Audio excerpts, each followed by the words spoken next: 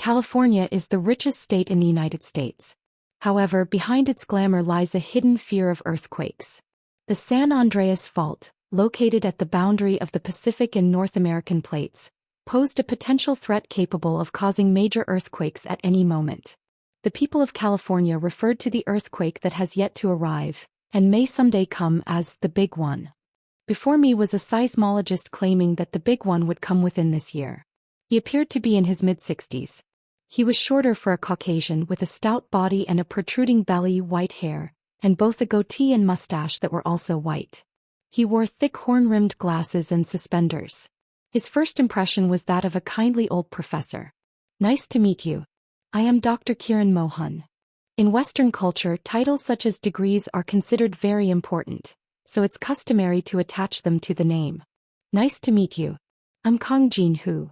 You probably know enough about me, so there's no need for lengthy introductions." Taekyu also bowed his head. "This is my friend Taekyu. I look forward to working with you." The black woman who guided us here was Professor Mohan's assistant, named Carrie Cartwright. She looked to be around my age or slightly older. She adjusted her glasses and asked me, "Did you come here for research support?" Professor Mohan pretended to disapprove and said, "Ahem, discussing that already. Let's take our time with that. Since we have guests, let's start with coffee." "Understood, Professor." Carrie quickly went to get coffee and we took our seats. I looked around the lab. On one wall hung a large map, dotted with red marks and dozens of post-it notes attached. It seemed to indicate locations where earthquakes had occurred. On the other side, dozens of boxes were stacked up to the ceiling. I could see a book with a cover like the one I was holding between the open boxes. It looks like it hasn't sold well at all. After a moment, Carrie brought coffee. It had been on the hot plate for a long time, no aroma left, just a bitter taste. After a sip, I couldn't drink any more. But Professor Mohan looked accustomed to it. "You must be busy with work. What brings you all the way here?" "I have some things I want to ask you, Professor." I didn't seek him out because he is the most renowned and trusted scholar in the field of seismology. In fact, it was the opposite. Professor Mohan was almost an outcast in academia. Unlike mainstream scholars, he has claimed for a long time that a big one would hit San Francisco, and that it would happen this year.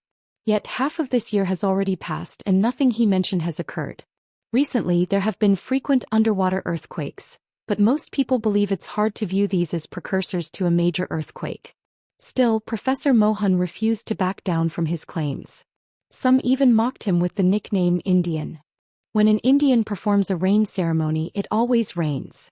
This is because they keep performing the ceremony until it rains. In other words, his tendency to repeat a false claim until it becomes true resembles the Indian custom. Although he is ignored and treated as an eccentric in academia, he is a genuine professor of geology at Caltech. In other universities, one might obtain a professorship through money and connections even without talent, but that's impossible at Caltech. Mediocre skills wouldn't suffice to teach the students. I placed the book on the desk. "I read the book you wrote all night, Professor." At my words, Professor Mohan was delighted, unable to contain himself. "Haha, I see you've read the book and become a fan of mine." He took a pen out of his pocket. Even without being asked, he signed on the first page of the book as if to show off. "Now I can't return it." "But why did you become interested in this field?" "Well, it was because of the risk. Since it was a question I expected, I gave the prepared answer. After experiencing an earthquake at the airport, I thought it could be dangerous. As you know, many subsidiaries of OTK Company, including the Kairos Institute, are based in Silicon Valley." Professor Mohan nodded. "I see. It's natural to be concerned since the businesses are there. As you know, Caltech is renowned for its earthquake research. In the field of seismology, MIT doesn't even compare." His pride was evident in his expression and tone. And rightfully so. California Institute of Technology has a world-famous seismology center. Charles Richter, who created the Richter scale still used in earthquake measurements, was also a professor here. "You mentioned in your book that a massive earthquake surpassing the Great East Japan earthquake could hit San Francisco. Do you still think the same way?" Professor Mohan nodded again. "Absolutely. The big one will come, and much sooner than you think." That's exactly the answer I wanted. Just hearing this response was enough to fulfill my purpose for being here. If the big one hits San Francisco, will it be able to withstand it? San Francisco is an earthquake-prone area and has experienced several major quakes in the past. Therefore, most high-rise buildings are designed to withstand strong quakes. However, even with that, if the ground splits or liquefaction occurs, they will inevitably collapse. Professor Mohan stood the book up vertically. He pressed down on the top with his hand and said, "High-rises are strong against vertical forces. But..." This time he lightly tapped the side. The book, slightly tilted, fell over instantly. As you can see, they are quite weak against horizontal forces. If the ground splits or collapses, causing the center of gravity to shift even slightly sideways, they will collapse in an instant. Taku blinked and asked, "Isn't the Leaning Tower of Pisa is tilted?" "That's a very special case. It started leaning during construction, so they kept shifting the center axis as they built the tower. If it had been that tilted from the start, it would have collapsed long ago." Professor Mohan continued, "Since the 20th century, there have only been a few earthquakes above 9.0. The most recent was the Great East Japan earthquake. I think the big one will be even stronger." I recalled the intersection I had seen. If the big one hits, which area would suffer the most damage? It would be better to explain it while looking at a map. Professor Mohan cleared the desk and unfolded a large map. The map showed California, the west coast, and fault lines. Based on the shape of the San Andreas Fault and recent earthquakes, the southern part of San Francisco is the most likely to be affected. It should be around here. He marked a spot next to Palo Alto in Redwood City, and drew several concentric circles around it. The innermost circle will be completely devastated, and the surrounding area won't be safe either. The area encompassed San Francisco and Oakland above and San Jose below. In short, it included the entire San Francisco Bay. What about casualties?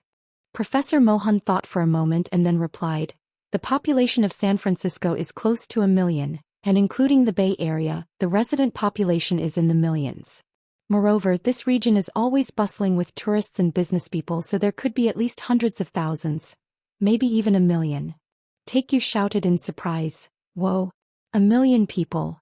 I too was shocked, even though I had a rough idea from what I had read. During the Great East Japan earthquake, the human toll included about 20,000 deaths and missing persons. For Japan, it was the worst disaster since World War II. Fortunately, it occurred in the Tohoku region, or else if a similar earthquake had struck the Tokai region near Tokyo, Japan might have faced an irrecoverable state. So, what about San Francisco? California is the largest state in the U.S. in terms of population and economic power. The GDP of this one state ranks 5th in the world, surpassing countries like the UK and France. Among these, the area of San Francisco and Silicon Valley is home to the world's wealthiest individuals and top talents. The U.S. population is about 330 million. Thinking positively, even if 1 million people die, that's only 0.3% of the U.S. population. However, the problem is that those million individuals are crucial personnel driving the country forward. The U.S. can be seen as centered around 3 main areas. The capital, Washington, D.C., is the political center.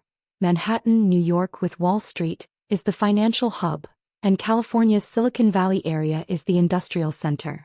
In Silicon Valley, not only American companies but also numerous global corporations have their research labs and headquarters. Companies include Apple, Facebook, Microsoft, Google, AMZ, Seagate, Hewlett-Packard, AMD, Nvidia, Intel, Micron, Netflix, etc. Korean companies are no exception. Samsung Electronics, CL Electronics, and SK Hynix also have research centers in this region.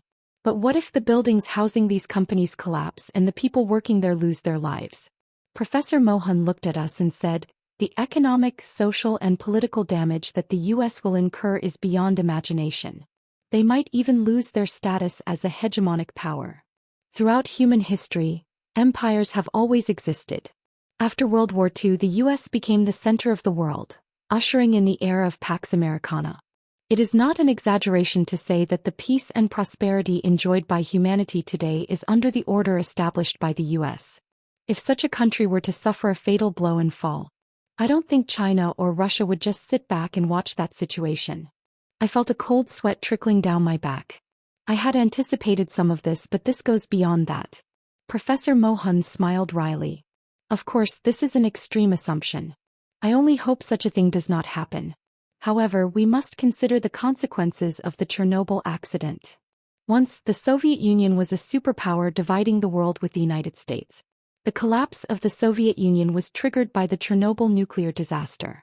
Undoubtedly, the Soviet Union would have fallen even without that accident. Yet it is undeniable that it served as the decisive blow. Even if an arm is broken in an accident, with proper treatment and diligent rehabilitation, one can become healthier than before. But if an arm is severed, treatment and rehabilitation lose all meaning. One must live the rest of their life with only one arm. So, which scenario does this earthquake represent? If what I've seen is accurate, the Silicon Valley area will be completely devastated. The ground will crack and buildings will collapse. I can't see what comes next, but a tsunami is likely to follow.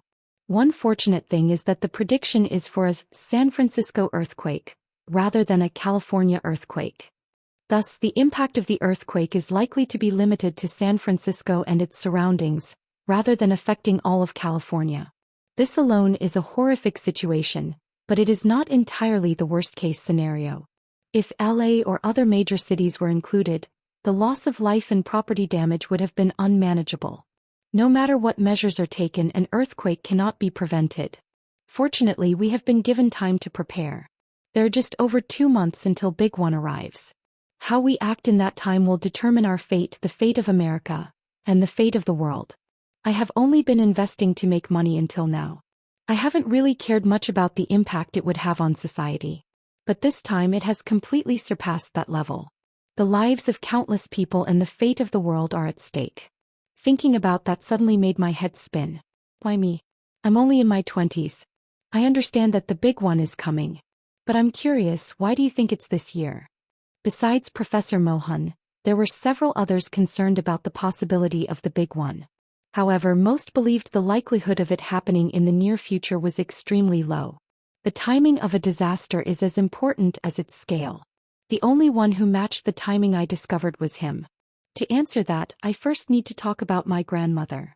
Actually, there's another reason why he's called the Indian. His grandmother is genuinely an Indian. Professor Mohan's grandfather was an anthropologist who studied the ecology of American natives. The Indians, originally the owners of this land, were barely surviving in reservations now.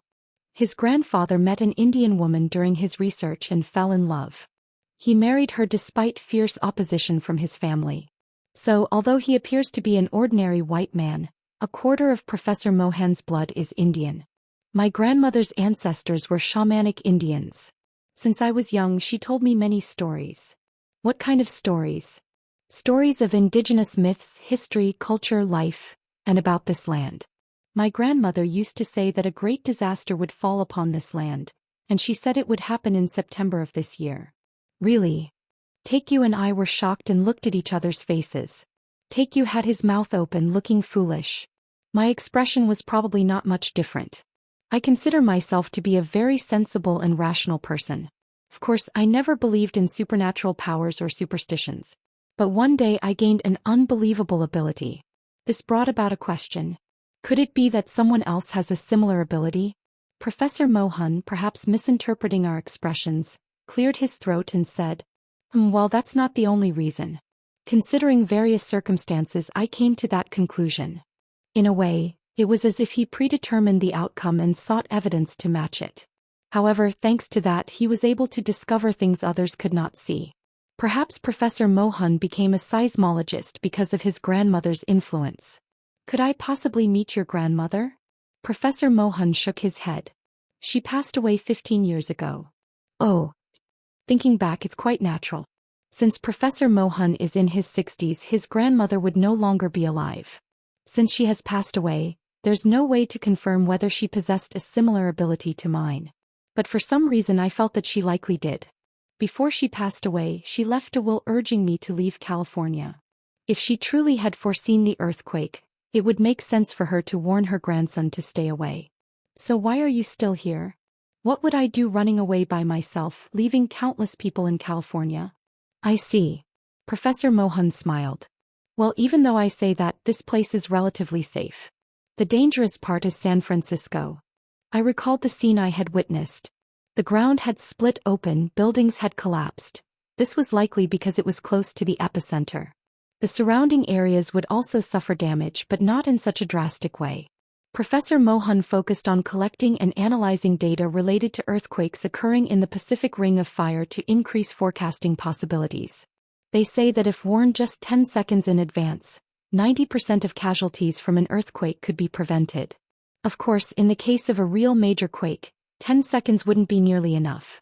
Is related research still ongoing? I asked quickly. Current research has been halted, Carrie replied. Why? I asked shocked. Funding from the state government has been stopped. Indeed, money seems to drive the world. Well, if there's money, then the research can continue, right? Absolutely. I nodded. Thank goodness I have plenty of money. I said this while looking at Professor Mohan and Carrie. I will support future research funding. I'll arrange for immediate assistance, so don't worry about the money and resume your research right away. Carrie was overjoyed and Professor Mohan also looked thrilled. Let's work well together moving forward. I will certainly do my best. If they knew what was to come because of me, they wouldn't be so happy. However, there's no need to share that here. We met an esteemed expert and heard his claims. And I intend to believe and follow them. Of course, people might think I've been deceived by a nutcase or a charlatan, but nonetheless, this will give legitimacy to my actions going forward. After the conversation ended, we left the laboratory. Now that we've secured the profit, the most important issue has been resolved. I called the company and immediately instructed them to transfer the research funding. With a single word, $1 million was wired to Caltech. Next, I called Chairman Im Jin-young. It was midnight in Korea, but fortunately we connected right away. I apologize for contacting you at this late hour. Chairman Im Jin-young replied warmly. It's okay. I heard you are on a business trip to the US. Yes. There are a few matters to attend to. I got straight to the point. Do you know when the launch date for Apple Z is? Samsung Electronics is competing with iPhone in the premium phone market. They should be monitoring competitors' developments. I believe it's set for late September. What's the exact date? We don't know that yet either. Information about the launch date is classified. The Apple side will likely reveal it during the product announcement. Typically, the launch occurs within a week after the product announcement. But I couldn't just wait until then. Is there any way to find out? Chairman Im Jin-young asked me, sounding puzzled. Why is that? It must seem odd to suddenly be interested in another company's smartphone launch date. I'll explain in detail later. It's essential, so I'm asking for your help. Fortunately, he didn't press further. Understood. I will check as much as I can. Thank you. As soon as the call ended, my phone rang. The caller was Ellie. As soon as I answered, she asked, "Are you at Caltech right now?" I was taken aback by Ellie's words. Wait. How did you know? One of the Caltech students posted a photo on Facebook. They said you came to their school. A few articles came out too, titled, OTK Company CEO Visits Caltech. It felt like some kind of paparazzi situation. Now there's a fight in the comments between MIT students and Caltech students over the fact that you went to Caltech before MIT. Why on earth? So why did you go to Caltech? I had some people to meet. By the way, there's something I need to tell you, Ellie. I wasn't sure how to say it. It's probably better to say it quickly, right? What is it? Go ahead. About the summer vacation. I'm sorry, but I think we have to postpone it. After a moment, Ellie asked, Why? Something came up. Ellie was silent for a while, seeming shocked. She had been so excited about going on vacation. Is it something important? Yes, very much so. A moment later, Ellie tried to sound cheerful as she said, Then there's nothing we can do. Instead, promise me that once you're done with that, we'll definitely go on vacation. I promise. Let's talk more when we meet. When will you return to Korea? I'll leave tomorrow. I told her to send my regards to Hyunju Nuna and hung up the phone. We drove back to Silicon Valley for another 5 hours. It felt like a quick trip, yet a whole day had passed. I'm so tired. Let's eat first. We parked at the hotel and headed to a nearby restaurant. Despite the late hour, the buildings were lit up and the city was bustling. At night, the energy felt even more alive. I pulled my hat down, worried people might recognize me, and sat in a corner. Inside the restaurant, people of various ethnicities interacted freely, exchanging conversations and information. This diversity and connectivity must be the strength of this city. While our meal was being prepared, the beer arrived first. You asked, "What are you going to do now?" I took a sip of my beer and replied, "I need to start thinking about that now." I hadn't notified anyone, but the fact that I was in Silicon Valley soon became known. Meeting requests flooded in from all over. Entrepreneurs, investors, politicians, and more. To meet them all, I would need to stay here for at least a month. I politely begged off and boarded my flight back to Korea. Throughout the return trip, I thought about what needed to be done. 2 months might seem like a long time, but it was woefully insufficient to prepare for a large-scale disaster. I skimmed through my notes again. Professor Mohan discussed the risks of the big one throughout the book and demanded government measures. The key issues included evacuating the population in the most dangerous areas closest to the epicenter, constructing shelters for displaced people, stockpiling relief supplies for immediate support, and establishing rescue plans. During the over 10-hour flight, I reviewed printed materials I had prepared in advance and prioritized my tasks. By the time we landed at the airport, I reached a conclusion. I need money. How much? A lot. There were many expenses during this time, but income had been minimal. While OTK Games paid out quarterly dividends, it was nowhere near the needed amount. Fortunately, the value of the companies I had shares in had significantly increased. Just Keros alone was valued at over $100 billion. Upon landing in Incheon Airport, we took a car to Gangnam. Before entering the OTK company building, we stopped by the Golden Gate building first. When we went up to the branch manager's office, I saw Hyunju Nuna at work. "Did you have a good business trip?" "Yeah." "Where's Ellie?" "She went to a branch for a bit. She'll be back soon." Taekyu handed her an envelope he had been holding. "I brought a gift for you, Nuna." Still in the midst of all this, I bought 2 packs of Dunhill 1mm at the duty-free shop as a gift for my Nuna. There's no better gift for a smoker than this. Hyunju received it without declining. "Well done." We sat on the sofa. The secretary brought out coffee. "Are you very busy?" "As always." Hyunju immediately opened the duty-free cigarettes, put one in her mouth and lit it. "I know you're busy, but I'd like to ask you for a favor." "What is it?" "I plan to issue bonds. There are 2 main ways for a company to raise cash: selling stock and issuing bonds. Bonds have the advantage of receiving fixed interest, much like a deposit, but since there's no principal guarantee, you might not get your money back if the company fails. The case of Hozong Savings Bank is a typical example. Therefore, the creditworthiness of the issuing company was crucial. Hyunju said while smoking. "Corporate bonds?" "Yes. I'm thinking about a 3-year maturity, dollar-denominated. Please decide on the interest rate and payment method, Nuna. If it's OTK company bonds, there should be quite a demand. How much are you thinking of?" "20 billion. At my words, Hyunju was taken aback. $20 billion? Not one. I said it's dollar-denominated. Though it's termed as $20 billion at this level, it's not just corporate bonds. It's like issuing government bonds." Hyunju asked, looking bewildered. "Where do you plan to spend that much money?" "I have places to invest." "Invest?" I spoke with confidence. "I'm thinking of investing for the future." Hyunju pressed her forehead with her fingers, possibly due to a headache. As the cigarette in her mouth burned down to almost nothing, she crushed it into the ashtray and said, "What are you thinking about this time?" $20 billion. Approximately 22 trillion Korean won. With this amount, one could buy a significant corporation outright and potentially change the landscape of an industry. Taekyu said, "It's important, Nuna." "So what is this important matter?" I forced a bitter smile. "I'll tell you later." She must have understood it wasn't just a joke. "What are you really?" At that moment, Ellie opened the door and walked in. Whether it was due to the hot weather outside or her rush to get here, beads of sweat were forming on her forehead. "Jinhoo, did you have a good trip to America?" "Of course. The next while would be incredibly busy. Still, I hope to have time today." I stood up first. "I'll give you the details later. Just keep this in mind and get ready. I'll borrow the head of the legal team for a bit." I grabbed Ellie's hand and left the branch manager's office to head to the elevator.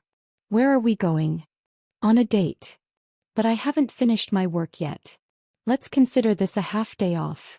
Ellie smiled and nodded. Is that so? We got into the car. I sat in the driver's seat, fastened my seatbelt and asked, "Where do you want to go?" Ellie responded as if she had been waiting for the question. "Amusement park. Koreans often go on dates to amusement parks, so I've always wanted to go with you at least once." I expected her to mention a fancy place, but she wanted an amusement park. It seemed she wanted to experience a typical date like others do.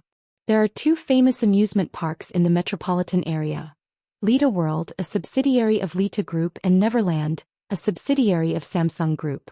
In terms of proximity, Lita World is closer, but in terms of facilities and scale, Neverland is overwhelming. "Then shall we go to Neverland?" Ellie looked as excited as a child. "Really? Are you really going to take me there?" "Of course. It's in Yongin, so it's not far from here."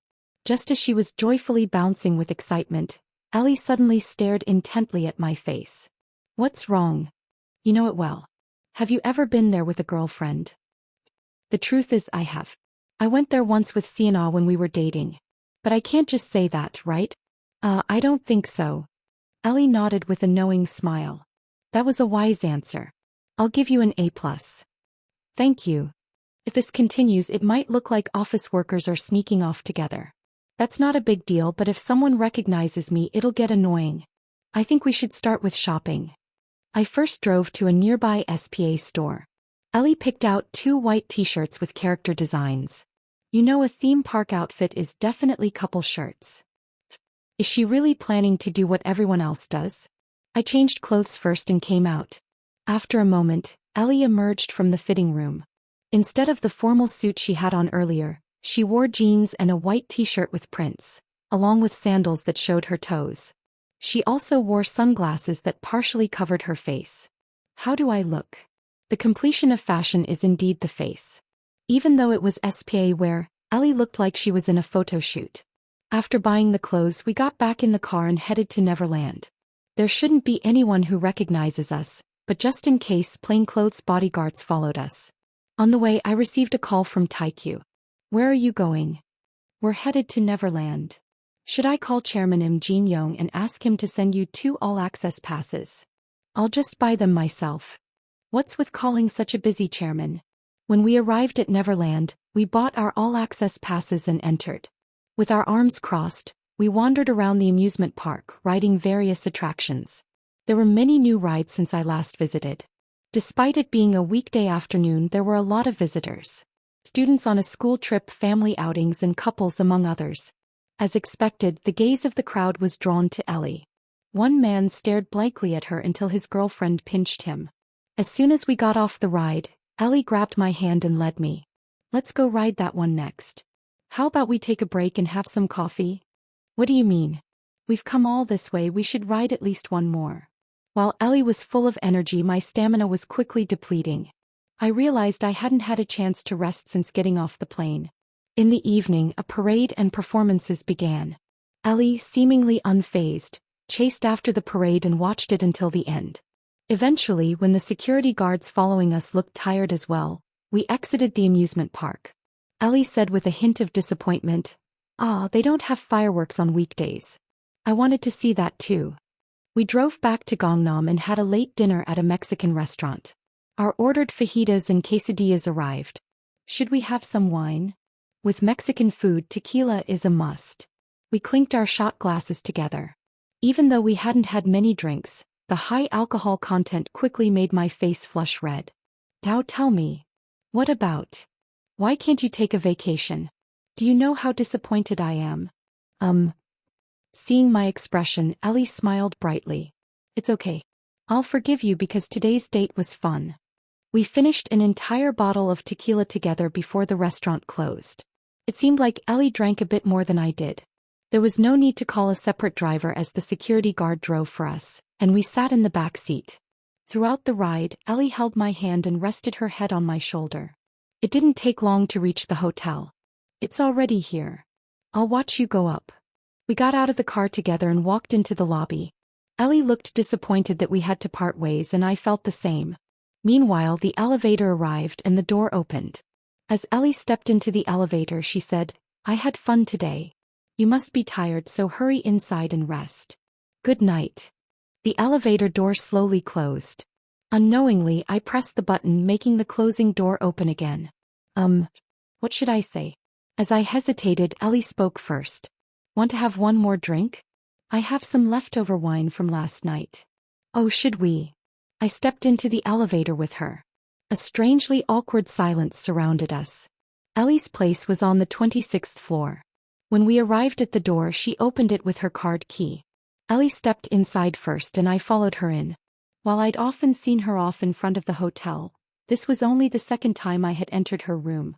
Was it the first time since we decided to date? The door closed on its own. The room was still dark since she hadn't used the card key yet. In that moment, Ellie suddenly turned and hugged me, kissing me. The sweet scent mingled with the smell of alcohol. After a long kiss, Ellie pulled away and said, "This is the price for canceling our vacation." It had been a few months since we started dating, and while physical affection and kisses felt natural, we were both a bit cautious about taking it further. Of course, I had an overwhelming desire to, but we were both so busy and the people around us also made me slightly anxious. It felt like there was a delicate line that prevented us from becoming more intimate. However, now I felt ready to cross that line. When Ellie inserted the card key, the lights turned on automatically. Maybe it was the alcohol or perhaps another reason, but her face was flushed bright red. I couldn't help but stare at her for a while because she looked so beautiful. Ellie spoke with an awkward expression. "Oh, we came to drink wine, right? So the wine." I took her hand and pulled her into my embrace. Then we kissed again as I led her toward the bedroom. We collapsed onto the bed, still holding each other tightly.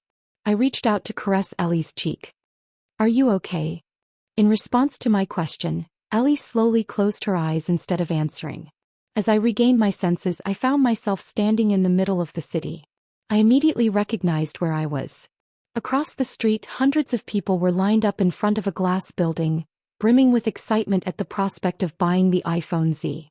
Next to me stood a white man in a suit, busy with a phone call, Bluetooth earphones in place, constantly checking his wristwatch. His face was filled with irritation. The traffic light was still red. I knew what would happen when the signal changed. Yet those unaware of the truth laughed and chatted merrily. Why was I being shown this? If one knows nothing and does nothing, it's fine. But knowing means I inevitably have to make a choice. The consequences and responsibilities that follow that choice would be mine to bear. As I pondered these thoughts, the signal changed. The people waiting at the crosswalk all hurried across. Bang! With a deafening roar, the ground cracked and shook violently. Those waiting in front of the Apple store screamed and fled. But as the earth crumbled, most fell downwards. Cars racing on the road collided and honked. Some drivers leaped from their cars and began to run. The surrounding high-rise buildings started to tilt. Shattered glass and debris rained down. Objects falling from several floors above were as lethal as weapons. A computer crashed down right atop someone's head. It was an unreal scene, something out of a movie. At some point, I found myself holding onto the hand of the suited man. He looked at me with terror, screaming for his life. I tried to pull him up, but I knew the truth: I couldn't save him. As the skyscraper toppled, it obscured the sun. And in that moment, gasp. The first thing I saw when I opened my eyes was Ellie's shocked expression. "Are you okay?" "Yes." Cold sweat trickled down my forehead. Ellie pulled back the blanket and got up to get me some water. In the darkness, a bizarre silhouette appeared. You were suddenly moaning and tossing around. Returning under the blanket, Ellie turned on the light slightly. I gulped down the water. I had a dream. What kind of dream? How should I explain this? I spoke carefully. It was a dream where people were dying. That sounds scary. Ellie accepted the cup. I mumbled a question. If I could save someone with the money I have, what should I do? After a moment of thought, Ellie asked me, "What do you want to do, Jinho?" Even now, if I close my eyes, the images of dying people come to mind. Strictly speaking, I have no obligation to save them. If I foolishly intervene, I might waste my money and end up in danger. Can I really handle all of that? I spoke honestly. I still don't know whether it's something I should do or can do. No matter how much money and how amazing a person is, they can't do everything. That's true. Even now, countless people on Earth are dying from war, hunger, disease, and disasters. Doesn't everyone know what's happening in places like Syria or in ISIS-occupied territories? Even if I gather all the money and influence I have, I can't save them all. But, can I really turn a blind eye to the death in front of me and go on living as if nothing happened? What if all the money I have disappears, and I'm no longer the CEO of OTK company? Is that okay? At my words, Ellie's face hardened. What are you trying by saying that right now? So, are you suggesting I'm only fond of you because you have money? Well, not exactly. After staring at me for a while, Ellie suddenly burst into laughter as if she found it absurd. There are various reasons for liking someone. Appearance, personality, education, job, family, etc. Money is also one of them. In a capitalist society, having money is definitely an attractive quality. It's not particularly wrong to like that. Ellie made a pretentious expression. It doesn't matter whether you have money or not. I'm really trying not to boast about it in front of you, but with just my salary we could live quite well together. Her expression was so cute that I burst into laughter. Well, that's true. I had momentarily forgotten how beautiful she was. That my girlfriend is a capable Golden Gate lawyer. Can you believe in me until the end no matter what happens in the future? Of course. You just needs to do what you wants to do. What I want to do. Thank you. I no longer hesitated and solidified my decision. Once I woke up I couldn't fall asleep again. We lay side by side and talked. So why do you like me, Ellie? Ellie simply replied, because you're so cool. I didn't have any particular complaints about my appearance, but objectively, aren't there many men in the world who are better looking than me? Ellie reminisced. The first time I learned about you was because of the L6 incident. The Korean stock market crashed, causing chaos at the Asian branch. I became curious then about who made such an investment. Eventually I followed Jessica to Korea and met you. At that point I never thought I would end up liking a man I met in a foreign land. So you liked me right from our first meeting? Well, it seems that way. For some reason you looked stunning to me, like you had a sparkling aura. Is that so? Hearing this made me think of someone. Sienna had said something similar before. As we continued talking while lying down I slowly began to feel sleepy. I turned slightly to switch off the light and Ellie hugged me from behind. The tender and soft sensation sent a rush through my body, and her breath tickled my ear. I couldn't resist and turned to kiss Ellie. I have to go to work. What's wrong with being late? I can't. Jessica will scold me. Even as I said that, Ellie became more proactive than I was. There was still plenty of time until the sun rose. We ordered room service for breakfast. Wearing our robes, we had a simple breakfast and enjoyed some coffee. Ellie took a shower and got dressed in a suit. The hotel wasn't far from the Golden Gate building. After parking nearby, I checked to make sure there were no people around and kissed Ellie. She playfully complained, "Ugh, I don't want to go to work." Can't you skip it? If I skip work without notice, Jessica will be mad. It is scary when she gets angry. Ellie forced herself to muster some motivation. And if I want to support you in the future, I need to work hard. Just hearing that makes me feel reassured. After watching Ellie walk into the building, I started my car and headed home to change instead of going straight to work. It didn't take long to get home. I parked in the underground garage and took the elevator up to the living room. As soon as the door opened, I saw Taekyu sitting on the couch with his arms crossed. I was taken aback. Whoa, what are you doing here? Taekyu looked at me and reprimanded sternly. What were you doing all night that you didn't come home or contact anyone after going on a date? I quickly tried to explain. No, that's not it. But why was I even explaining myself to him? Taekyu tapped my shoulder and said, "Congratulations, my friend." What are you congratulating me for? When are you getting married? Why are we talking about marriage already? I suppose I'll do it when the time comes. I dropped onto the sofa. I had only planned to change clothes and head to work, but now that I'm home, even moving a finger feels bothersome. I think I might be a bit sleepy. Did you not sleep at all while doing something? Figure it out yourself. Taekyu smiled meaningfully. Hee hee hee. What kind of dirty thoughts are you having? Let's talk about work. We had 3 options. First, we could ignore what Oracle saw and do nothing. In this case, our subsidiary and research labs based in Silicon Valley would suffer significant losses when the earthquake strikes. And the United States, hit directly by the earthquake, would be thrown into chaos for a while, leaving openings for China, Russia, and India to expand their influence. Perhaps during this process, conflicts would arise, plunging the world into even greater chaos. That would truly be the worst-case scenario. The second option is to notify everyone of the risk and relocate our business first. This way we could minimize the immediate damage we'd face. The problem is, who would believe and follow what I say? Disasters can only be understood as threats once they occur. What if someone had said the day before Pompeii's destruction that Mount Vesuvius would erupt? What if someone had shouted the day before the Great East Japan earthquake that a tsunami was coming, leading to a nuclear meltdown? Did people believe the warning and evacuate, or did they treat the speaker as a madman?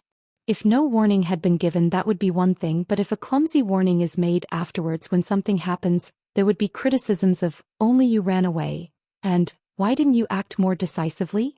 It would mean becoming a bad Samaritan. What's the third option? To risk everything using any means necessary, to evacuate as many people as possible to minimize damage. Didn't we already decide to do that? Yes. We have to save lives. That's how we survive.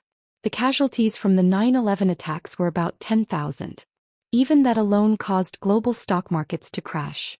South Korea was no exception, with both Kospi and Kosdaq hitting their lower limits, setting unprecedented records. But what if the US faced damages 100 times that? Of course, there's a difference between a terror attack and a disaster, but it's clear that both finance and industry would be paralyzed for a while. When the system stops, production and consumption cannot proceed properly. The companies owned by OTK company mostly sell consumer goods and services, not essentials. Take Caros for example. They're about to launch new cars in the second half of the year. But in such a situation, who will buy cars, watch porn, or order pizza? In other words, preventing maximum damage is our only way to survive. Yet the reason I continued to worry was, before the earthquake happens, we'll face overwhelming criticism and mockery. If by any chance the prediction is wrong, we could lose everything. If false rumors cause social chaos, we must bear the responsibility. The reputation built over time could crumble in an instant, leading to endless liabilities. But the earthquake is bound to happen. That seems likely. Sometimes great courage is needed to do the right thing. I realized this while talking to Ellie yesterday. I'm not sure if this is something I have to do or can do, but it's definitely something I want to do. You nodded. I guess there's no choice. If you want to do it, you should. What about you? Are you ready? What do I have to be ready for? You're going to take all the criticism anyway. That's true. As always, rumors spread faster than words. The fact that I decided to support Professor Kiran Mohan's research quickly became known here and there. The situation was different from when it was with Professor Kim Ho-min. Batteries are directly related to our business, whereas earthquakes have little correlation. Additionally, while Professor Kim Ho-min is recognized and respected as a skilled professional in both industry and academia, Professor Mohan is viewed as a maverick in academia for his far-fetched claims. Would the government have cut off support for no reason? Despite being considered eccentric, he is a professor at Caltech. His abilities shouldn't be in doubt, though his claims are extreme and poorly supported. There were various speculations and gossip about my actions. The seismology community reacted with disbelief. I didn't pay much attention to those reactions. Since I'm spending my own money, who can say anything? Carrie organized the requested materials on behalf of the busy Professor Mohan and sent them over. It contained a clear summary of the earthquakes that occurred in the Pacific Ring of Fire over the last decade. Surprisingly, there were over hundreds. This was just the direct damage caused by them. If we include offshore earthquakes or those that went unobserved, it would be countless. You looked astonished. Is there really this many earthquakes happening? There was one in Gyeongju last year. Japan is located entirely within the Pacific Ring of Fire, making earthquakes a daily occurrence. In contrast, Korea has been categorized as a relatively safe zone until now. However, the Gyeongju earthquake confirmed that Korea is not safe, and for a time disaster preparedness supplies sold like hotcakes. In any case, while there are countless earthquakes, only one or two can be considered major earthquakes per year, and most of those occur within the Pacific Ring of Fire. Can this convince everyone? I shook my head. It will probably be difficult. Bonds are issued based on credit. Government bonds are secured by the state's credit, while corporate bonds are secured by a company's credit. Government bonds issued by a country may seem safe, but that's not always the case. During the Greek bailout in 2015, countries holding government bonds lost nearly half their principal due to debt relief. And in Russia's 1998 moratorium, investors faced astronomical losses. The famous long-term capital incident happened then. Even if the bonds are repaid on time, one variable remains: the exchange rate. If the value of the country's currency crashes at maturity, foreign investors can incur foreign exchange losses despite earning returns from the bonds. Currently, Brazil's 10-year government bond yield is around 10%. This is 4 times that of most developed countries' bond yields. Some investors were attracted by the high rate, but the recent collapse of the real has led to significant losses. There's no such thing as a free lunch. Higher interest rates come with reasons. Of course, if bonds were issued in dollars from the start, there would be no such worry. The safest bond in the world is undoubtedly the U.S. government bonds.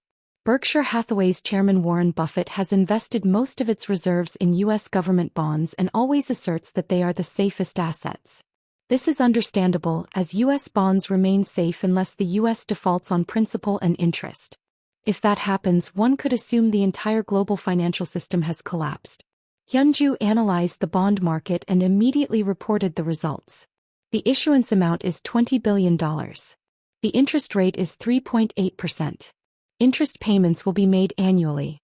Currently, the yield on U.S. 3-year government bonds is in the low to mid 2% range, while the AA+ rated bonds of the Apple yield 3%.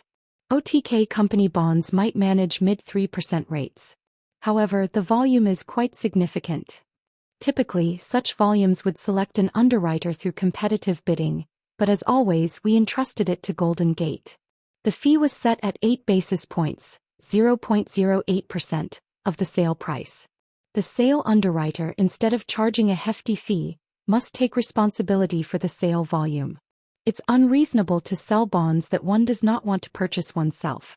Golden Gate decided to absorb up to 20% of the total issuance in case of insufficient demand, amounting to $4 billion. Golden Gate made the issuance conditions for OTK company bonds public and gathered demand.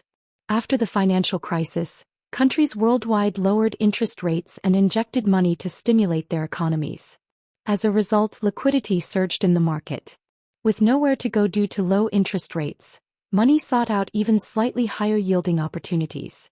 Unlike other companies, OTK company has minimal debt.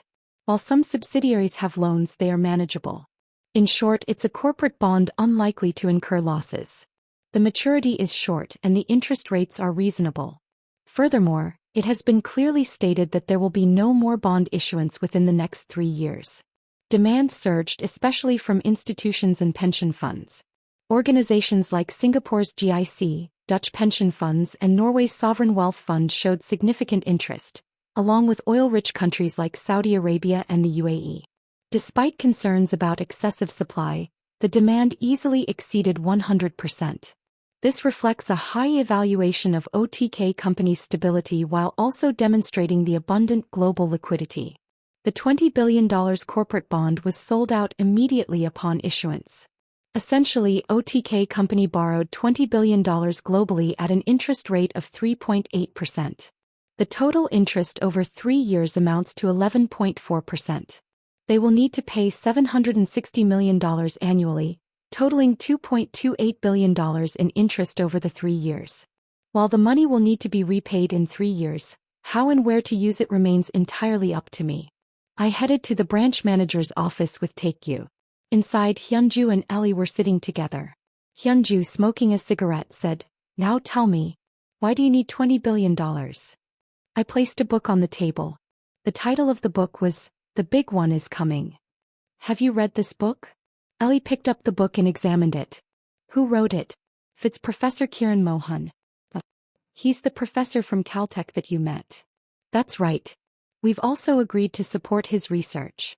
Hyunju asked, "Does this relate to the corporate bond issuance?" I nodded. There will be an earthquake in the US within a few months. To be exact, it's around 2 months from now. Hyunju and Ellie were taken aback by my words. What? Is that true? I shared what I heard from Professor Mohan with Taekyu. In summary, he predicted that a major earthquake would occur across the San Francisco Bay Area around September. As expected, Hyunju reacted incredulously. So you're saying you reached that conclusion just by believing that professor? I received some data and there's sufficient evidence. San Francisco, located on the San Andreas Fault, is one of the areas in the world most likely to experience earthquakes. There's no rule that something like the Great East Japan earthquake can't happen in San Francisco. San Francisco is one of the largest cities in the US, and as such, it has a dense population. It's like the difference between an earthquake happening in Gyeongju versus in the middle of Gangnam. Naturally, the loss of life and property damage aren't comparable. Taekyu chimed in beside me. Think about it. Has Jinhu ever been wrong? I had successfully made investments that others deemed impossible. The L6 explosion, Brexit, Ronald's election, and so on. Hyunju extinguished her cigarette in the ashtray. That may be true, but this case is different. I know. Hyunju looked straight at me and asked, "Are you really sure?" While I felt confident internally, I answered ambiguously on purpose. There's nothing wrong with being prepared. Hyunju sighed, seeming completely at a loss. So you're saying you'd spend over 20 trillion won preparing for something that might not happen? I'm thinking of investing half of that. I don't intend to take losses. I explained the plans I had made. But what if an earthquake doesn't happen? That's just $20 billion. If the new car is successful, I can earn that much easily. If it's not, I can sell a few subsidiaries, including Faceit. While $20 billion is a significant amount, it wouldn't put the company completely under, even if things went awry. In fact, considering what I plan to do in the future, it won't just end with losing money. But I don't need to mention that here. I deliberately spoke cheerfully. Anyway, it's already been decided, so just keep that in mind. I am the CEO of OTK Company. Therefore, my decision is the company's policy. If a similar earthquake occurs in another country, recovery will be unthinkable for a while. In fact, in cases like Nepal and Haiti, which suffered from major earthquakes years ago, recovery is still slow. However, the US is different. Considering the geographic location of San Francisco and its surrounding infrastructure, it won't be left as ruins. Just as a more magnificent and beautiful World Trade Center was built after the collapse of the Twin Towers during the 9/11 attacks, it is expected that massive recovery efforts will begin once the effects of the earthquake subside. Perhaps several megacities will be built simultaneously.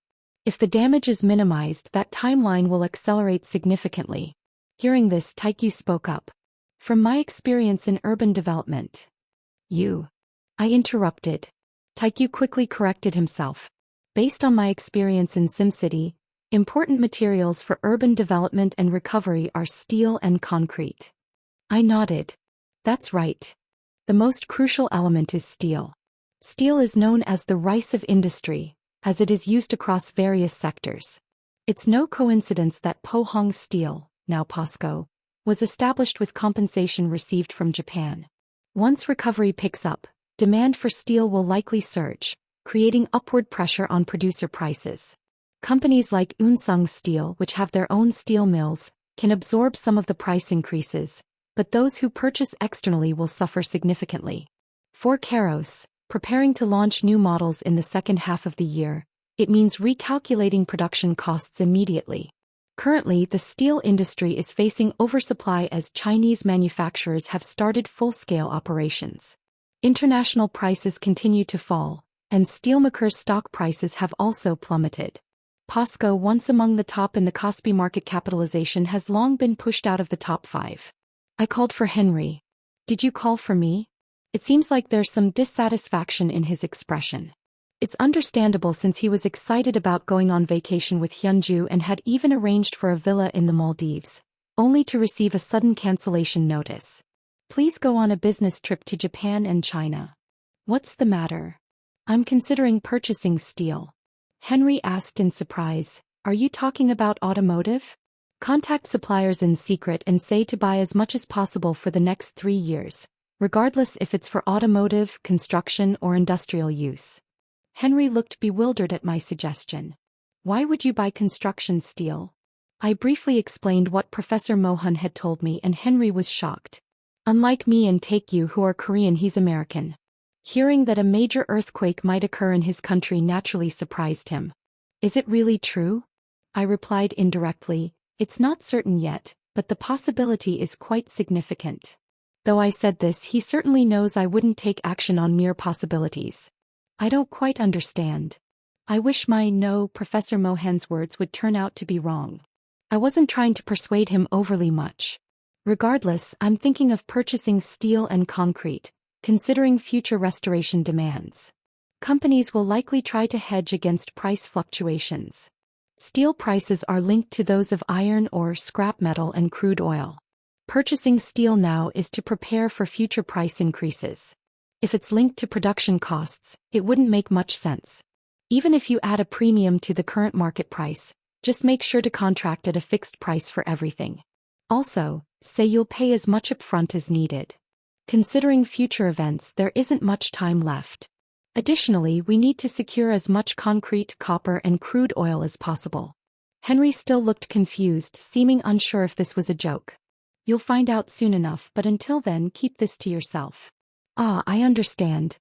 After Henry left, Taekyu asked, aren't you going to get criticized for investing like this? I'm not thinking about making a huge profit from this. If prices soar in the future, I plan to sell cheaply to the US government to stabilize the market. Taekyu was impressed. Oh, that's a good idea. After all, money can be made in many other ways. I then called Sanji up. How's work these days? I'm busy. I got dragged to a drinking party with a trading company yesterday and drank until dawn. He still looked like he hadn't fully sobered up. I smiled and said, you didn't just go because you wanted to drink, right? Sanjiop strongly denied it. No, it's not like that. The owner over there insisted he wanted to have a drink with me, so I had no choice but to go. The startups that K Company has invested in are growing rapidly in the domestic market. When considering the value of its subsidiaries, K Company could easily rank among the top in the industry. Both OTK Company and K Company are not included in the rankings published by the Fair Trade Commission, and the same goes for RCK Brothers, a PF. Some startups were beginning to mention the possibility of going public. However, given the parent company's robust financial strength, there was no real necessity felt to raise funds through an IPO. Speaking of which, it's been quite a while since I worked with you. Sanjiop joined us right after Hyunju, making him almost one of the founding members. That's why he was also given a share of K Company. What's wrong? I just thought of old times seeing you, Sanjiop. At my words, Sanjiop looked wide awake. What? You're not planning to cut me off, are you? I burst into laughter. No way. Without you, who am I going to delegate work to? Sanjiop sighed in relief. Phew, that's a relief. Delegate your current tasks to the staff and follow my instructions for a while. I just told Sangyip exactly what I had said to Henry. As expected, Sangyob was surprised. Are you saying that an earthquake will occur in San Francisco? Is that true? If Professor Mohan is correct, how likely is it that the professor is right? Not 100%, but quite high. It could happen this year or next. Wait a minute. If the earthquake hits, physical assets like gold and oil will skyrocket. Shouldn't we secure raw materials first? As expected, his mind was immediately focused on this aspect. That's why I trust him with tasks. I've entrusted that job to Henry. I'm assigning you something else. What job? Go to China and procure disaster preparedness supplies and relief materials. Tents, bottled water, blankets, emergency medicines, etc. How much volume? All. The production is capable within the next 2 months. The manufacturers are not just idling until we place an order. They need to increase their usual production to meet our request. Currently, only China can produce the maximum volume in a short time. If that's not sufficient, we plan to subcontract production to Mexico and Canada, as transportation times will be shorter. The next day, Henry and Sangyob crossed over to Japan and China respectively, and contacted relevant companies to carry out my instructions. In the meantime, I searched for an alternative site to relocate our subsidiaries based in Silicon Valley. Currently, the most promising locations appear to be Orange County, Pasadena, and around Ontario near LA. There will be considerable resistance to the sudden move, but we have no choice but to go ahead. At the same time, I looked for warehouses that could be rented short-term. They need to be in earthquake-safe zones, close to danger areas and easily accessible. This way we can quickly transport personnel and supplies. We need to inform the public as well. Who says something is as important as what is said? Given the wealth and reputation I've gained through my investments, people won't take my words lightly. Just my warning alone could reduce casualties, but that's not enough. To minimize damage, a national evacuation plan must be established.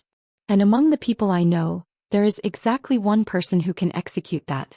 The issue is whether that person will believe me. Since its entry into the financial market, OTK Company has always been a subject of interest. People focused on where the $20 billion raised through corporate bond issuance would be invested. No matter how secret the contracts were, the rumors couldn't be kept at bay. Before long, news broke that OTK Company was making large-scale purchases of steel. This sparked rumors that OTK Company would be entering the construction industry, leading to a significant rise in the stock prices of the targeted construction firms. However, it didn't take long for those rumors to be debunked. OTK Company had started accumulating energy and non-ferrous metals in both spot and futures markets. The market struggled to decipher Kang Jin-hoo's intentions after the earthquake. Amidst this, a new rumor emerged, that they were stockpiling disaster preparedness and relief supplies. It was then that people recalled the recent news about Kang Jin-hoo sponsoring a professor from the California Institute of Technology, whose specialty was none other than seismology. Upon hearing this, President Park Si-hyung muttered, "What on earth is this guy planning this time?"